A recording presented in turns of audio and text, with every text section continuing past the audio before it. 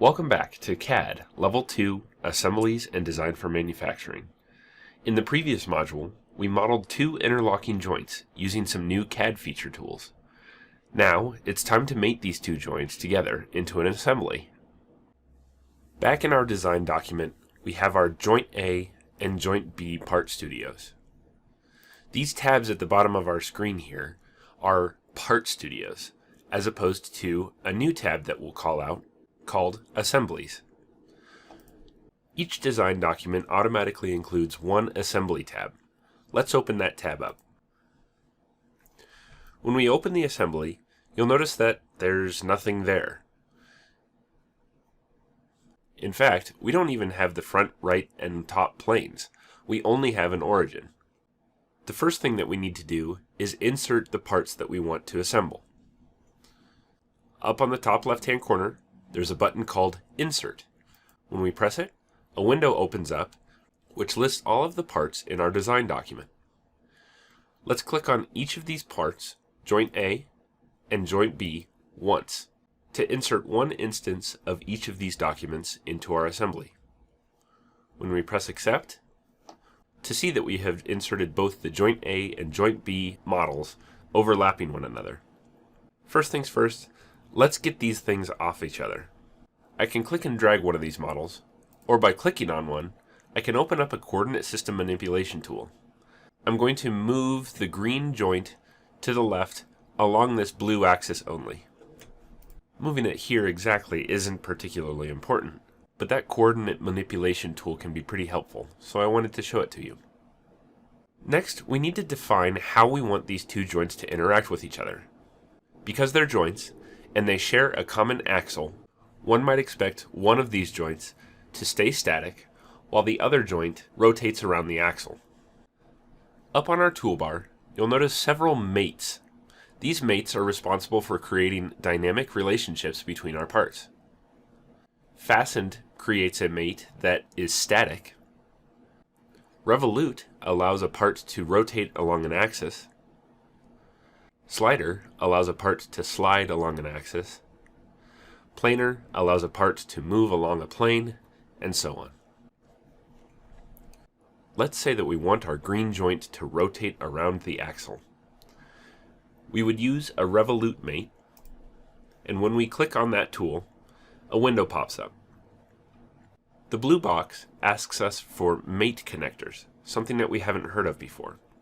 We'll define this term a little bit more later, but for now, let's hover over the hole drilled through Joint B. When we zoom in, we notice a small coordinate axis icon. The icon doesn't follow our mouse, but instead snaps to the nearest point of interesting geometry. When we hover over a circular face, the axis icon snaps to the center.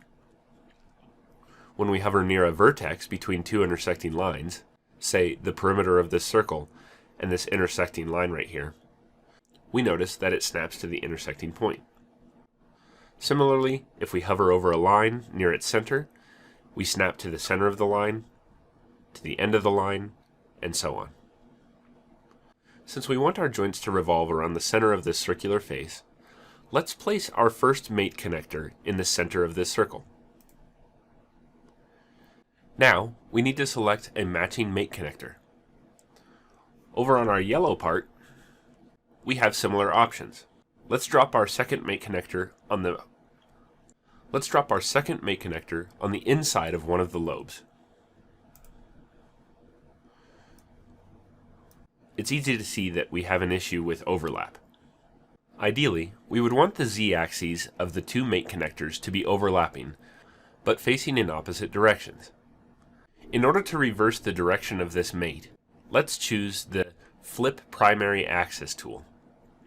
When we do that, the z-axes are flipped from being inline to opposing, therefore placing the outside face of the green lobe to one of the inner faces of the yellow lobe. We also have the option to reorient the secondary axes. Let's click it a few times to see what it does.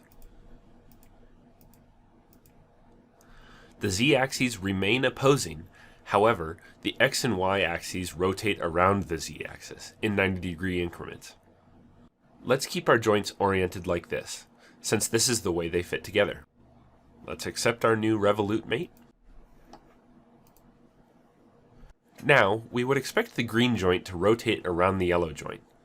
However, since neither part has been designated as a static point, clicking and dragging our model will move both parts at the same time.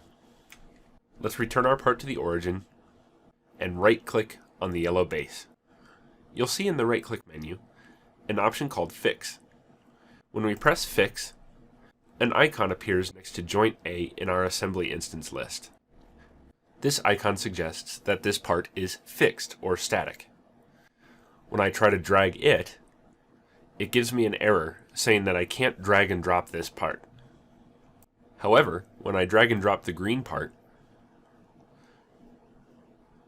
the joint revolves around its base. This is great, except for the fact that we've realized that we've broken some laws of reality here. You'll notice that both the green and yellow parts are overlapping one another.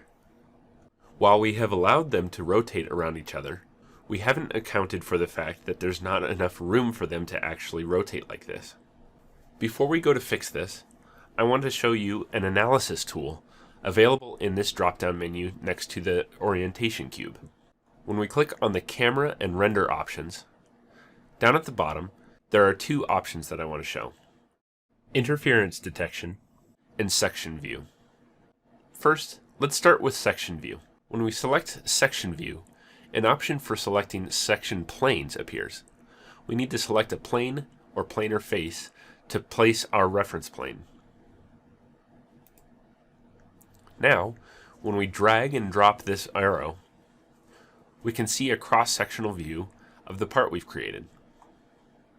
While we can see the intersection between these two parts, the other option, detect interference, is a more useful tool for specifically detecting what is wrong. Let's exit out of this section view, go back into our rendering options, and click Interference Detection. Now, we need to click on the parts that we want to analyze. Since we only have two parts, our choices are fairly limited. But let's just click on Joint B and Joint A. Once two parts have been selected, a bright red section of the model will be highlighted. This designates where we have interference, or overlapping material. We need to address this in our models, but the assembly view gives us this analysis tool. That's it for this module, where we learned about mates, mate connectors, and interference detection. In our next module, before getting to tolerancing, we'll add a nut and a bolt as an axle through our holes from the standard content library.